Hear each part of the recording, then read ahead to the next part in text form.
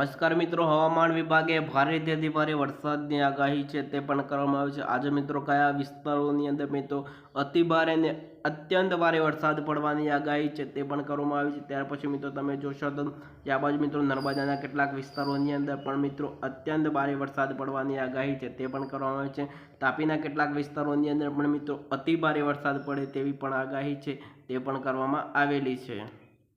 ત્યાર પછી મિત્રો તમે આ જે અપડેટ છે તે મિત્રો આજે 25 તારીખની તમને અપડેટ છે તે પણ આપવામાં આવ્યું છે। આજે પણ મિત્રો કેટલાક વિસ્તારોની અંદર પણ મિત્રો છૂટોછવાયો હળવોથી મધ્યમ વરસાદ પડવાની પણ આગાહી છે। ત્યાર પછી મિત્રો અમુક જગ્યાએ મિત્રો છૂટા સ્તરે ભારે વરસાદની આગાહી છે તે પણ કરવામાં આવી છે। ત્યાર પછી તમે જોશો તો આજે પણ મિત્રો આ વિસ્તારોની અંદર પણ મિત્રો છે એ મિત્રો અતિભારે છૂટા સ્તરે ભારે વરસાદ પડવાની આગાહી છે તે પણ કરવામાં છે। કયા કયા વિસ્તારો છે?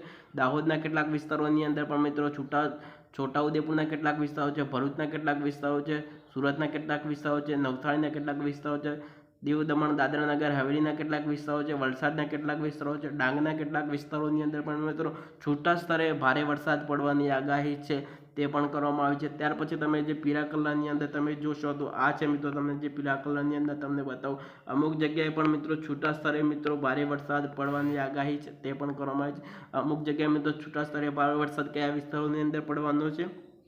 ગીર સોમનાથના કેટલાક વિસ્તારો છે, અમરેલીના કેટલાક વિસ્તારો છે, ભાવનગરના કેટલાક વિસ્તારો છે, વડોદરાના કેટલાક વિસ્તારો છે, પંચમહાલના કેટલાક વિસ્તારો છે, મહીસાગરના કેટલાક વિસ્તારો છે, સાબરકાંઠાના અરવલ્લીના કેટલાક વિસ્તારોની અંદર પણ મિત્રો છૂટા સ્તરે ભારે વરસાદ પડવાની આગાહી છે તે પણ કરવામાં આવી છે। આ જગ્યાએ તમે જોશો તો જે કચ્છનો વિસ્તાર છે, બનાસકાંઠા, પાટણ, મહેસાણા તેવા વિસ્તારોની અંદર પણ મિત્રો છૂટા સ્તરે ઝાપટા પડવાની આગાહી છે તે પણ કરવામાં આવે છે। તે વિસ્તારની અંદર પણ મિત્રો અતિભારે વરસાદ પડે તેવી આગાહી નથી, ત્યાં પણ મિત્રો છૂટા સ્તરે નાના નાના ઝાપટા છે તે પણ આપણને જોવા મળવાના છે।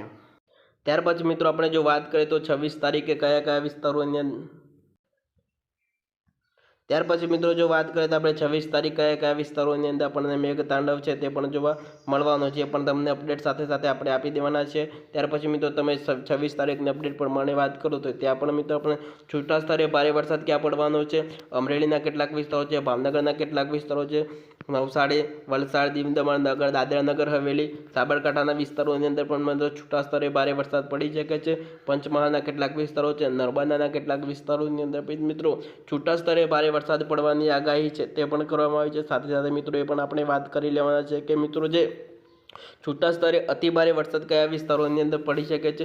અરવલ્લીના કેટલાક વિસ્તારો છે, મહીસાગરના કેટલાક વિસ્તારો છે, દાહોદના કેટલાક વિસ્તારો છે, છોટાઉદેપુરના કેટલાક વિસ્તારોની અંદર પણ મિત્રો છૂટા સ્તરે ભારે વરસાદ પડવાની આગાહી છે તે પણ કરવામાં આવી છે। આ બાજુ કચ્છનો વિસ્તાર છે, બનાસકાંઠાનો વિસ્તાર છે, ત્યાર પછી દેવભૂમિ, દ્વારકા, મોરબી તેવા વિસ્તારોની અંદર પણ મિત્રો છૂટા સ્તરે ઝાપટા છે તે પણ આપણને જોવા મળી શકે છે। આ બે કલરની જે તમને સિસ્ટમ દેખાય છે, જે નકશાની અંદર તમે જો ત્યાં પણ મિત્રો છૂટા સ્તરે ભારે વરસાદ પડવાની આગાહી છે તે પણ કરવામાં આવી છે। આ અપડેટ છે તે મિત્રો 26 તારીખની છે।